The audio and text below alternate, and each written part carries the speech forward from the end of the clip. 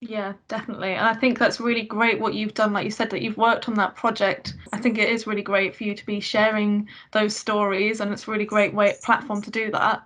I know as well Yes. that you worked on, and there was another project that you worked on that was funded by us, the Young Roots project.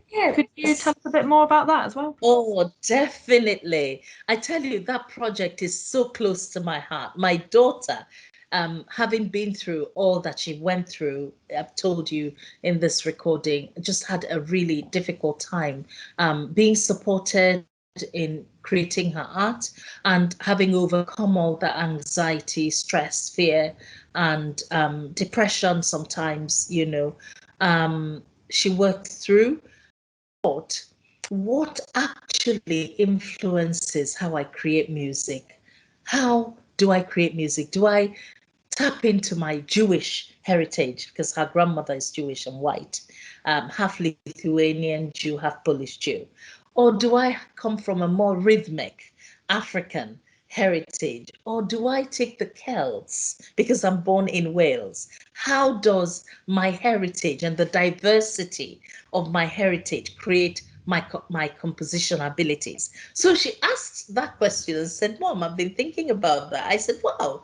So go and talk to YMCA. She said to the YMCA, I want you to work with Race Council, Black History, African Community Center. Let's come up with this whole program. If Heritage will think about it and fund us, I'm sure there are many like me across the whole of Swansea that have a talent either to dance, who are artistic, either to dance, compose, or sing, or perform, but just have never thought about actually in delivering my art form, how does my heritage enhance that, fuel that, or energize that in any way? Or have I just made it up out of thin air? So this fantastic project caught everybody's heart. And thank you to Heritage Lottery Fund. We love you guys so much because if you posed her question and the Swansea Museum came together with all of us as partners and Ify and the young people that she'd gathered who were so excited. Yes, I want to talk about my heritage. I want to talk about my art. And so it was funded, and 33 diverse young people participated. And some of them, they released a single which they all composed, which was a mishmash of um, Indian, Bollywood style, and African and Jewish. They had a Venezuelan singer. They had a Spanish calypso singer.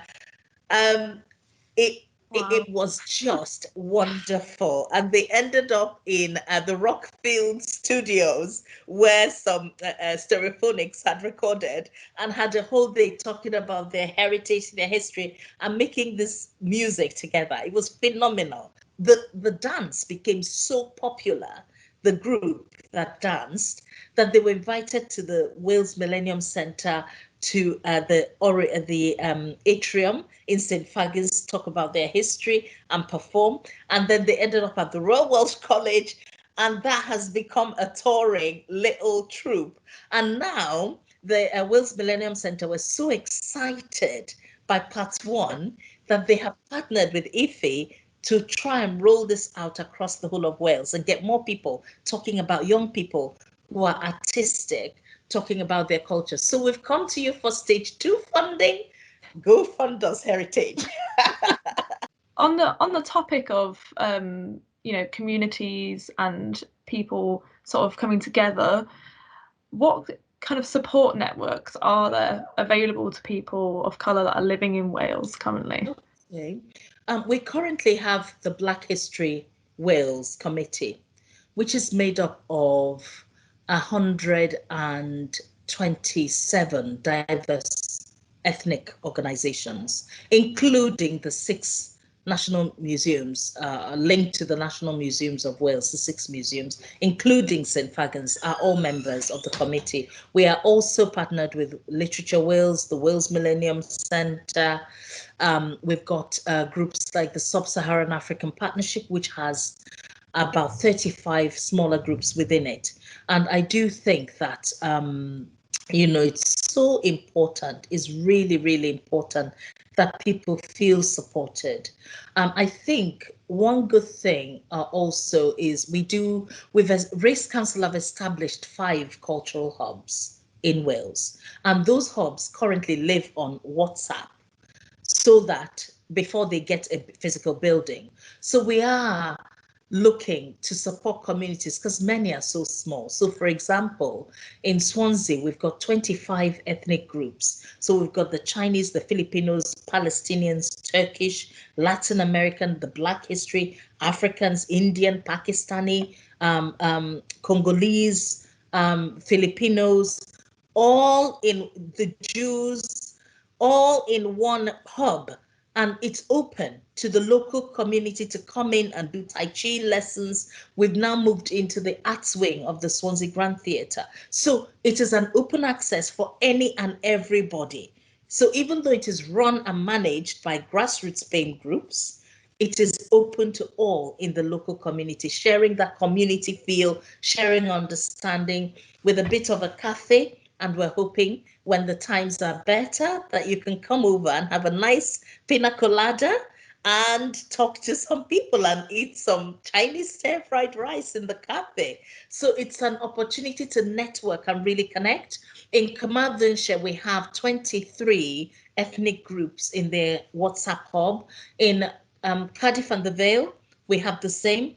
In Newport, we have 24 groups. So it is easy for Heritage Lottery to come along and understand who is around the table. How can we work with you to get those stories of these communities out? You did recently fund a book for the Portuguese diaspora in Wrexham, where they told their own story about the history of the and collected poetry of people of Portuguese heritage. It was brilliant.